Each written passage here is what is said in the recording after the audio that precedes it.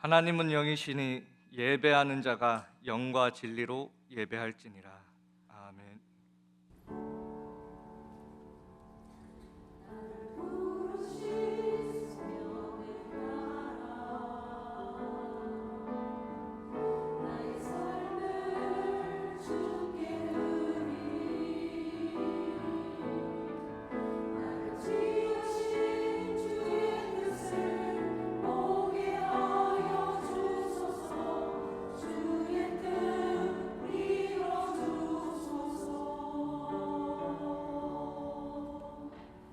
전능하사 천지를 만드신 하나님 아버지를 내가 믿사오며 그 외아들 우리 주 예수 그리스도를 믿사오니 이는 성령으로 잉태하사 동정녀 마리아에게 나시고 본디오 빌라도에게 고난을 받으사 십자가에 못 박혀 죽으시고 장사한 지 사흘 만에 죽은 자 가운데서 다시 살아나시며 하늘에 오르사 전능하신 하나님 우편에 앉아 계시다가 저리로서 산자와 죽은 자를 심판하러 오시리라. 성령을 믿사오며 거룩한 공회와 성도가 서로 교통하는 것과 죄를 사하여 주시는 것과 몸이 다시 사는 것과 영원히 사는 것을 믿사옵나이다. 아멘. 찬송가 151장입니다.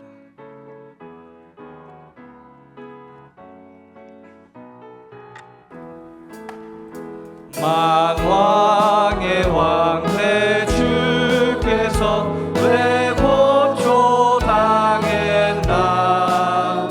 이 벌레 같은 날 위해 그 보혈을 흘렸네.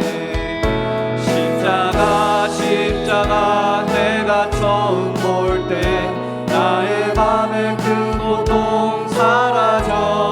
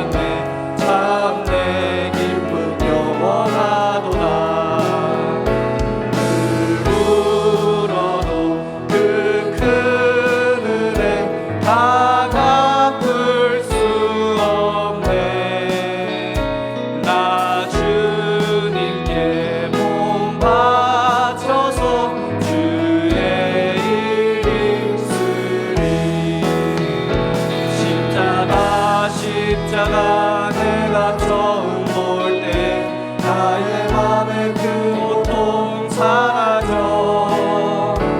오늘 믿고서 내 눈 밝았네. 참 내 기쁨 영원하도다. 임영인 권사님 수요 예배 위에 기도해 주시겠습니다.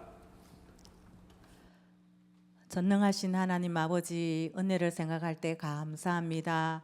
오늘 수요 예배로 하나님께 영광 드릴 수 있는 큰 축복을 주신 주님 감사합니다. 이번 주 강단의 말씀 속에 하나님의 말씀이 최고다 말씀을 주셨습니다. 죄와 사망의 법에서 완전히 죽었던 나를, 우리를 십자가의 예수 그리스도로 말미암아 구원해 주신 주님, 하나님의 말씀이 최고입니다. 우리가 정말로 하나님의 말씀을 믿을 때에, 하나님의 말씀을 의지할 때에 하나님 모든 축복을 주셨습니다.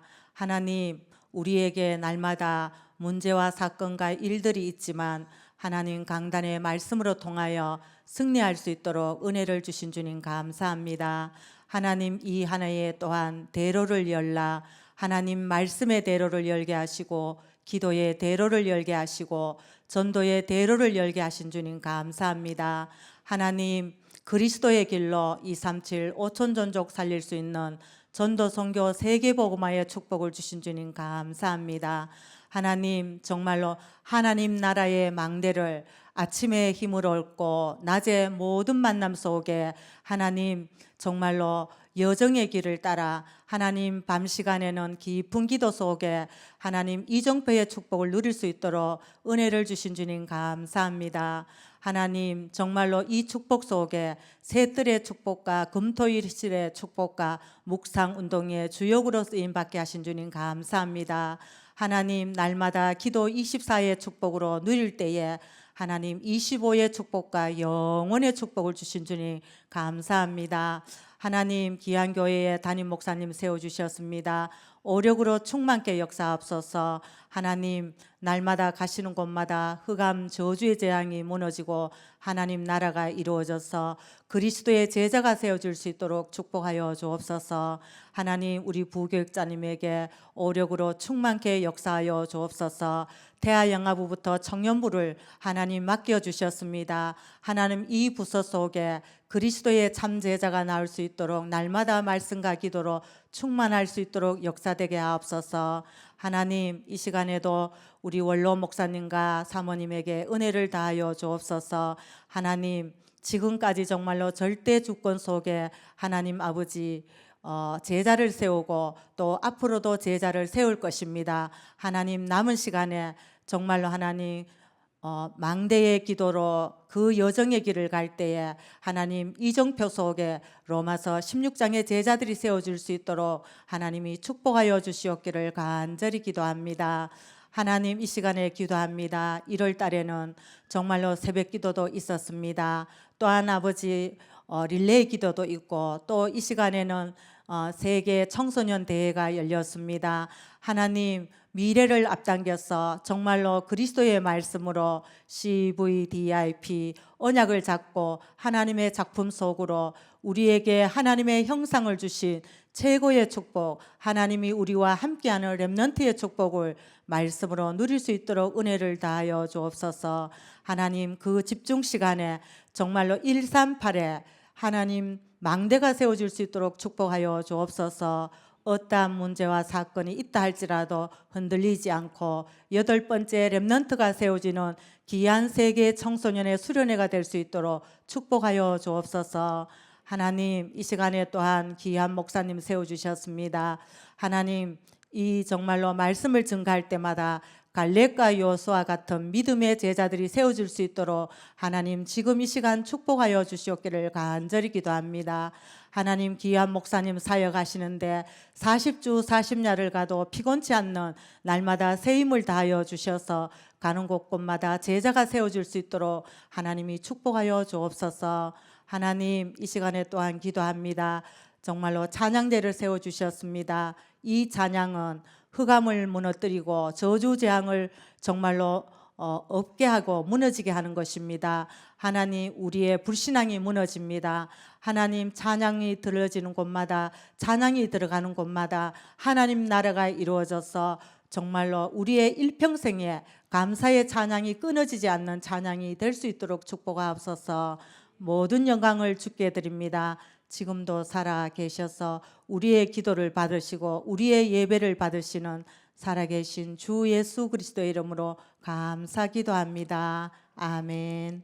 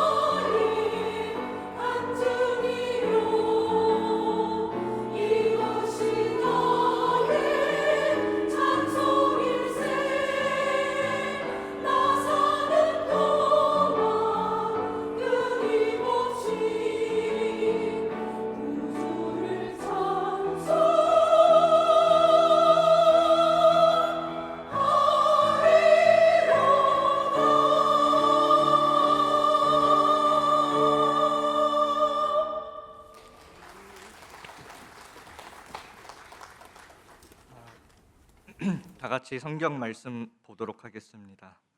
신명기 1장 38절에서 40절입니다. 신명기 1장 38절에서 40절입니다.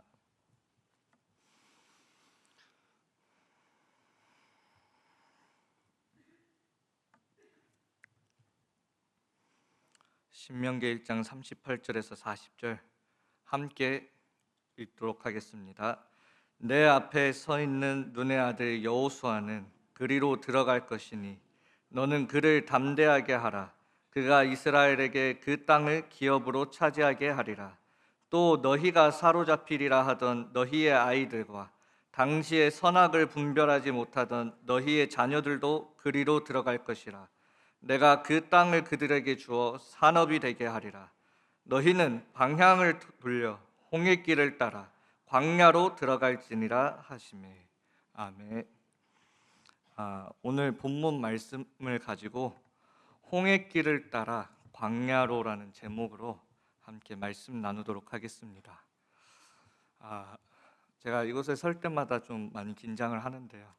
근데 하나님이 좀 그때마다 좀 찬양으로 저를 이렇게 좀 위로하시는 것 같아요. 제가 좋아하는 찬양이나 또 그 주간 들었던 찬양들을 꼭 찬양 시간에 나오게 하셔서 저한테 괜찮아라고 하시는 것 같습니다.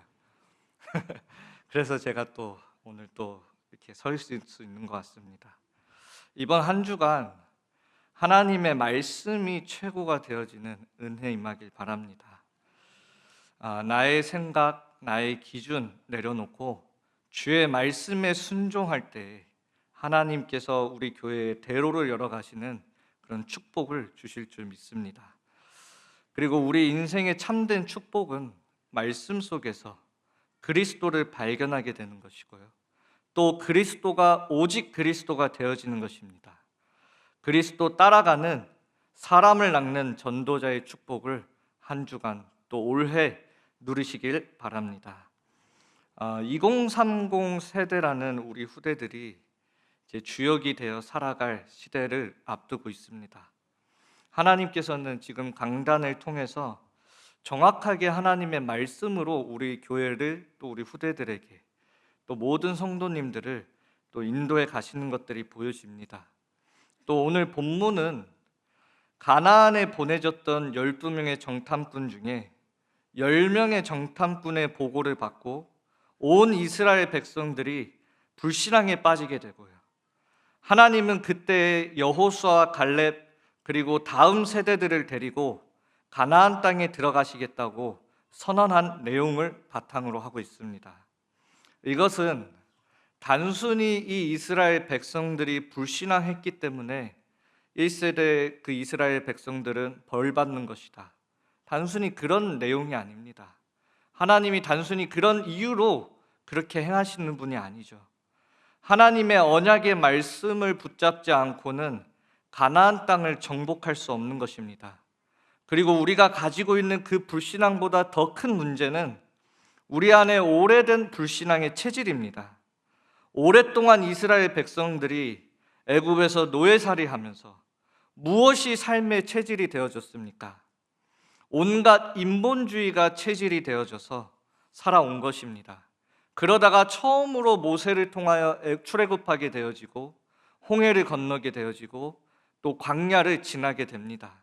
그러나 이 사람들이 처음으로 신본주의 체제를 가지고 살아가는 지금 상황 속에 있는 거예요. 근데 이 체질이 여전히 인본주의의 체질에 있기 때문에 이 신본주의의 체제 속에서 끊임없이 상황과 또 환경에 따라 문제에 따라 이 이스라엘 백성들이 불신앙에 빠지게 되는 것입니다.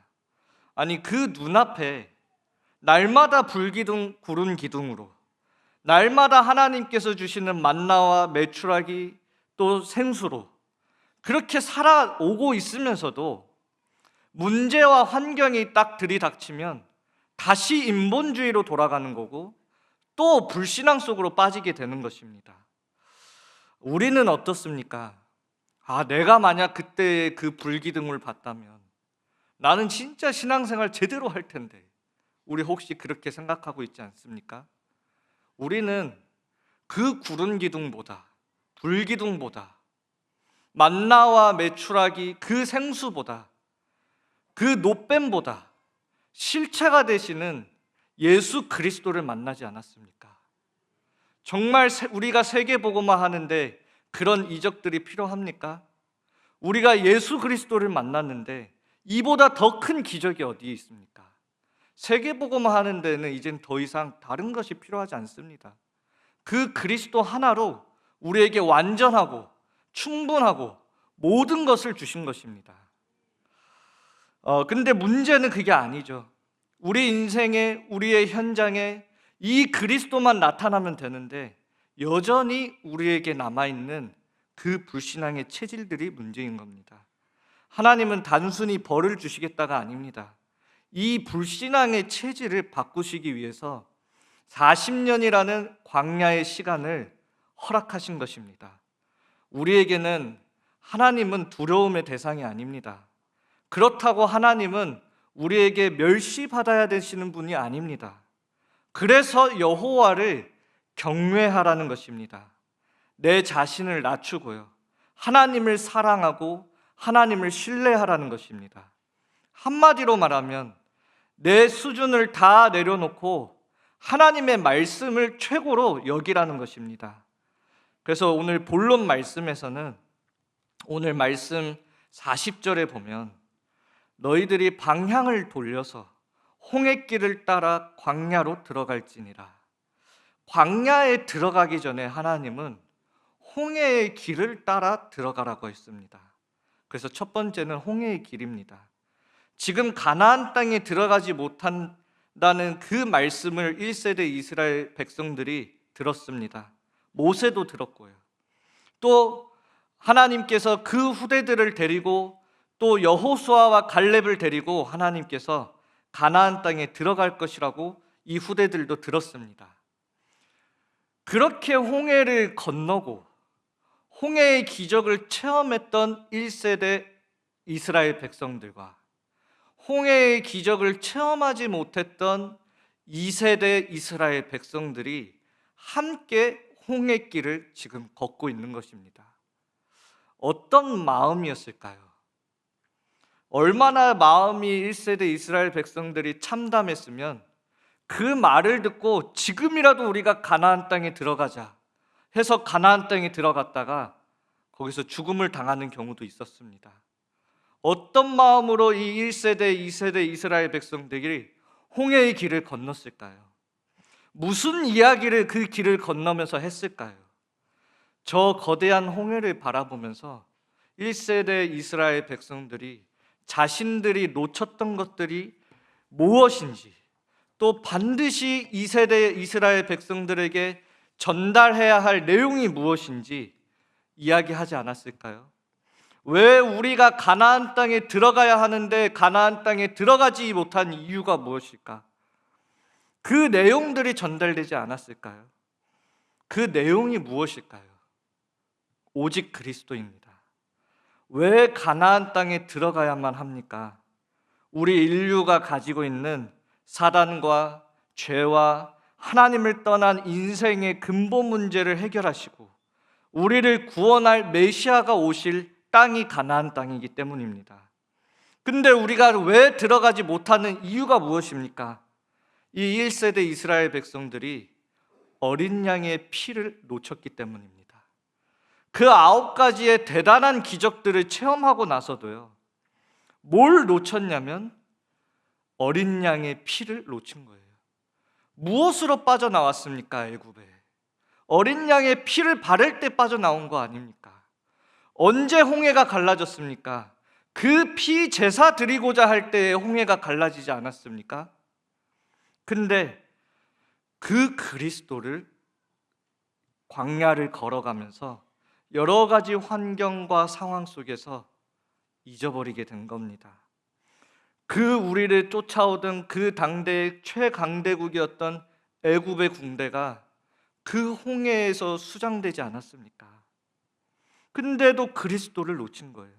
이 이스라엘 백성들이 광야에서 수많은 기적들을 체험하고요, 또 심지어는 하나님과 대면하며 식사까지 했던 이 이스라엘 백성들이요, 무엇을 놓쳤습니까?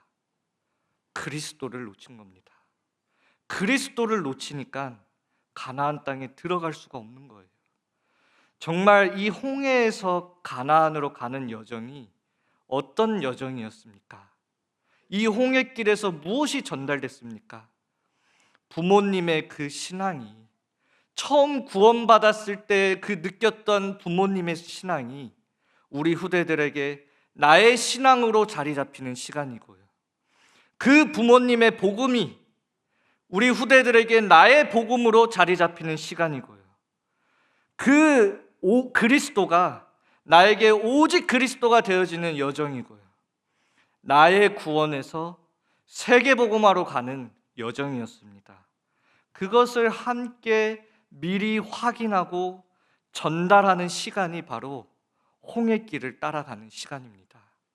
광야라는 24시, 광야라는 어떤 집중의 시간표 이전에 우리가 후대들에게 무엇을 전달해야 하는지 그것을 반드시 확인하셔야 되는 겁니다. 두 번째로는 광야로입니다. 하나님은 왜 광야로 40년이라는 시간을 보내게 하셨을까요? 성경에는 40일 동안 정탐하고 돌아와서 불신앙한 대가로 하루당 1년으로 쳐서 40년이라는 광야를 걷게 하셨습니다. 너네들 불신앙했으니까 한번 40년 고생해봐라, 한번 좀 깨달아봐라. 단순히 그런 표면적인 이유로 하나님께서 그 40년이라는 시간을 허락하셨을까요? 또 하나님은 왜 너희가 아니라 너희의 후대를 데리고 가겠다고 하셨을까요? 왜 하나님은 그 어마어마한 지도자 모세를 두고 왜 여호수아와 갈렙을 데리고 가시겠다고 하셨을까요? 단순히 불신앙했기 때문일까요? 그 다음 세대는 그럼 불신앙하지 않았습니까?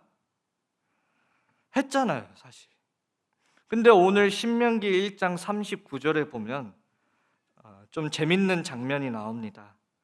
또 너희가 사로잡히리라 하던 너희의 아이들과 당시 분별하지 못하던 너희의 자녀들도 그리로 들어가게 될 것이다.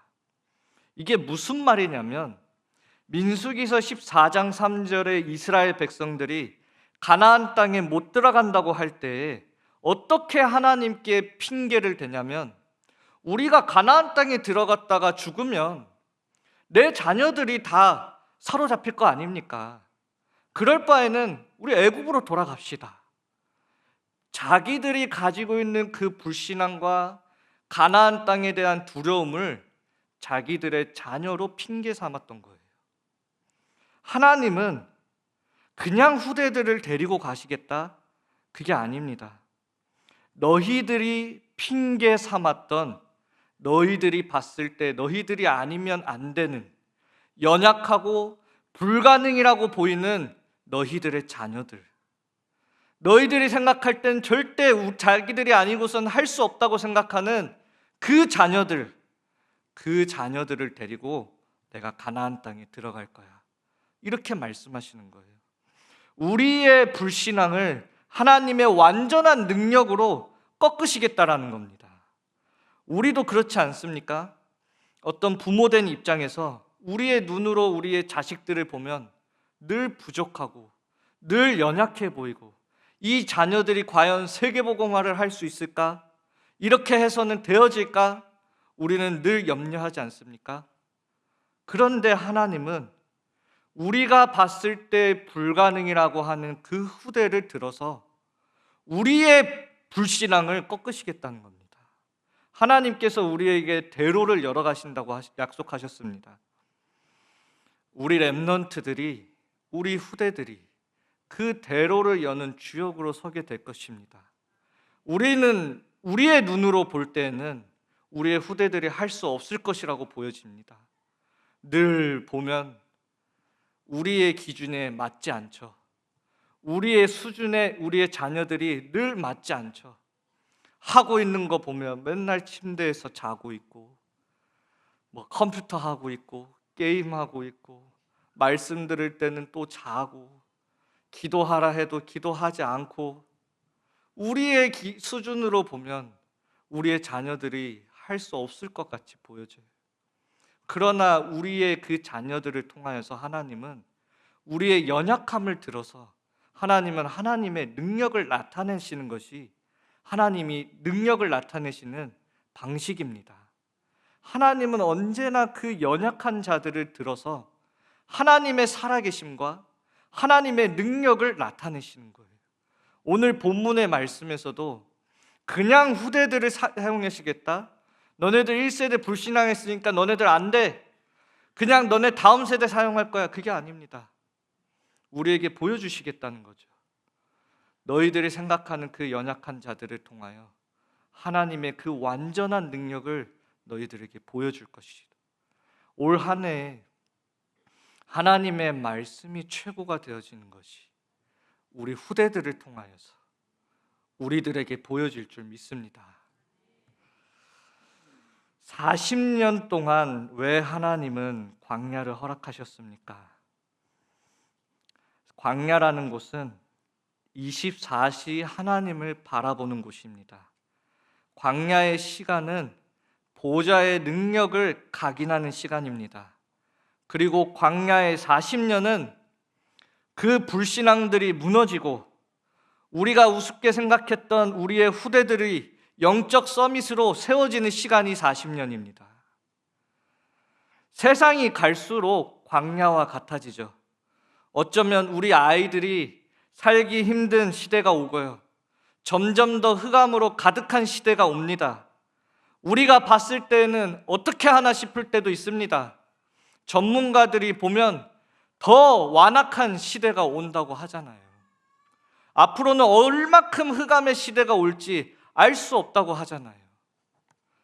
그 속에서 하나님은 그 완전하신 능력으로 우리 후대들을 절대 망대로 세우시겠다는 겁니다. 우리 후대들이 지금은 복음이 아닌 것처럼 보이지만 더 복음이 복음되게 하실 거고요. 우리 후대들을 통하여 전 세계를 향한 대로를 열어가실 거고요. 기치를 들게 하실 것입니다. 왜요? 우리가 생각할 때에 연약한 우리의 후대들을 통하여 하나님이 하시는 것을 나타내게 하시는 하나님의 방법입니다. 우리의 후대를 들어서 사용하시는 이유입니다. 그것이 하나님이 우리의 수준과 우리의 생각을 연약한 우리의 후대들을 통하여 깨트리시는 거예요. 그것을 보는 현장이 광야라는 현장입니다. 그 예로 한 가지만 예시를 드리겠습니다. 민수기 14장에 보면 가나안 정탐꾼 사건 이후에 홍해의 길을 따라 광야에 들어가고 나서 민수기 16장에 첫 번째 사건이 일어나게 됩니다. 그 첫 번째 사건이 뭐냐? 이젠 가나안 땅에 우리 1세대들이 들어가지 못하니까 그 기회를 틈타서 고라와 함께하고 있는 지휘관들과 백성들이 모세와 아론을 향하여 반역을 일으키게 됩니다. 그 자리를 탐내서요. 자기들이 이제 지도자가 되겠다는 거예요. 하나님이 세운 종 모세와 아론을 제쳐두고요. 그때의 16장에 보면 하나님께서 그들이 드리는 분향을 통하여 그 불을 이용해서 250명을 태우시고 고라와 그 고라를 따랐던 모든 무리들과 또 고라와 관련돼 있던 모든 사람들과 물건들까지도 땅에 삼켜지게 되어집니다. 근데 민수기 26장 11절에 보면 고라의 아들들은 죽지 아니하였더라 되어 있습니다. 고라의 아들들이 죽지 않았다는 건 이 고라의 자손들 아들들이 그 고라의 불신앙에 가담하지 않았던 부분들이고요. 그 영적 서밋으로 세워졌던 그 고라의 후손들을 보여주는 거고요. 또 하나님은 그 하나님의 능력을 나타내시겠다고 하였기 때문에 그 고라의 자손들을 살려두셨습니다. 그 고라의 자손들이 나중에 어떻게 되어지냐? 시편의 중요한 작품들을 남기게 되어지고요. 나중에 다윗 시대가 되어질 때에는 성전의 문을 지키는 문지기로 서게 되고요. 또 하나님을 가장 찬양하는 자들로 이 고라의 후손들이 세워지게 됩니다. 고라는 하나님 앞에 불신앙을 했지만 그 40년이라는 그 시간을 거쳤던 그 후손들과 그 자손들은 반대로 하나님께서 어떻게 능력을 나타내시냐면 하나님을 가장 찬양하고 하나님의 성전을 문을 지키는 문지기로 하나님은 그 고라의 자손들을 축복하시고 또 그 능력을 나타내시는 것을 보여줍니다. 그 고라의 자손들이 했던 고백이에요. 시편 84편에 보면 주의 궁정에서의 한 날이 다른 곳에서의 첫날보다 나은즉 악인의 장막에서 사는 것보다 내 하나님 성전의 문지기로 있는 것이 좋사오니. 우리 너무나 잘 알고 있는 성경 구절이죠. 이 고백이 고라의 자손들이 했던 고백이에요. 그 부모님의 불신앙도 봤고요. 그 밑에서 하나님의 40년 동안 하나님의 그 보좌의 능력을 보았고요. 그랬던 그 고라의 자손들이 남겼던 중요한 작품들입니다. 하나님께서는 우리의 그 불신앙들, 우리의 연약한 자들을 통하여 무너뜨리실 것입니다. 내가 혹시 세상적으로도 현장에서 내가 연약한 자입니까? 하나님은 그 연약한 여러분들을 통하여 그 현장을 살리실 것입니다. 여러분들이 혹시 육신적으로나 영적으로나 정신적으로나 내가 연약한 부분들이 있습니까? 그런 부분을 하나님은 치유의 뜰에 사용하실 거고 후대의 뜰을 위하여 사용하실 거고 237의 뜰을 위하여 사용하실 것입니다. 하나님께서 나의 모든 연약함을 하나님의 보좌의 능력으로 우리 대로를 열어가는데 하나님께서 사용하시겠다는 겁니다. 결론입니다. 여호수아서 3장 4절에 보면요, 너희와 그 사이 거리가 2000규빗쯤 되게 하고 그것이 가까이 하지는 말라. 그리하면 너희가 행할 길을 알리니 너희가 이전에 지나보지 못하였음이니라 하니라. 하나님께서 처음 이스라엘 백성들이 그 가나안 땅을 들어갈 때, 한 번도 가보지 못한 그 가나안 땅을 들어갈 때 하나님께서 명하신 거예요. 언약궤와 이스라엘 백성들 간의 그 거리를 2000규빗으로 해라. 지금으로 치면 900m에서 약 1km 정도 됩니다. 왜 그런 거리를 두게 하실까요? 또 처음 가보는 그 길을 가는데 그 2000규빗이라는 그 거리가, 그걸 통하여 우리가 처음 가보는 길이지만 우리가 무엇을 행해야 되는지 행할 길을 알게 하시겠다고 했어요. 그게 무슨 말일까요? 언약궤와 그 2000규빗이라는 것, 한 번도 가지 못한 길이지만 그 거리의 사이를 두는 것, 900m에서 1km라는 거리는 우리가 그 언약궤에 집중하지 않으면 안 되는 거리이고요. 또 모래바람이 불고 길이 굴곡지게 되면 보여지지 않는, 언약궤가 보이지 않는 거리이기도 하고요. 그때는 우리의 생각을 내려놓고 믿음으로 나아가야 되는 거고요. 또 게으르면 그 언약궤를 놓치게 되고요. 또 너무 빨리 언약궤에 다가가게 되면 누구는 그 언약궤를 볼 수 있지만 누구는 언약궤를 볼 수 없게 되어지는 거리가 이 2000규빗입니다.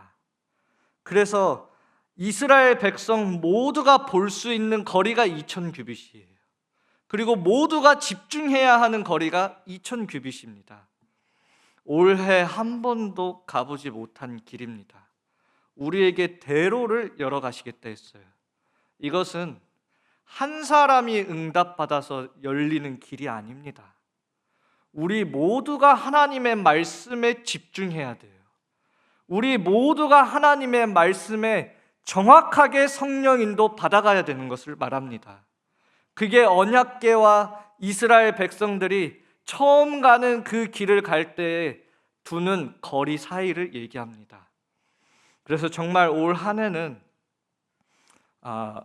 하나님의 말씀의 최고가 되어져서 정말 모두가 그 하나님의 말씀의 그 성취를 보는 그런 축복의 한 해로, 정말 대로가 열려지는 그런 은혜와 응답이 있는 한 해가 되어지길 예수 그리스도의 이름으로 축원합니다. 지금은 예수 그리스도의 크신 은혜와 하나님의 무한하신 사랑하심과 성령님의 내주인도 역사하심이 하나님의 완전하신 능력으로 대로를 열어갈 모든 전도자들 머리 위에, 그 후대들 머리 위에, 가는 모든 현장 위에 지금부터 영원토록 함께 있을지어다. 아멘.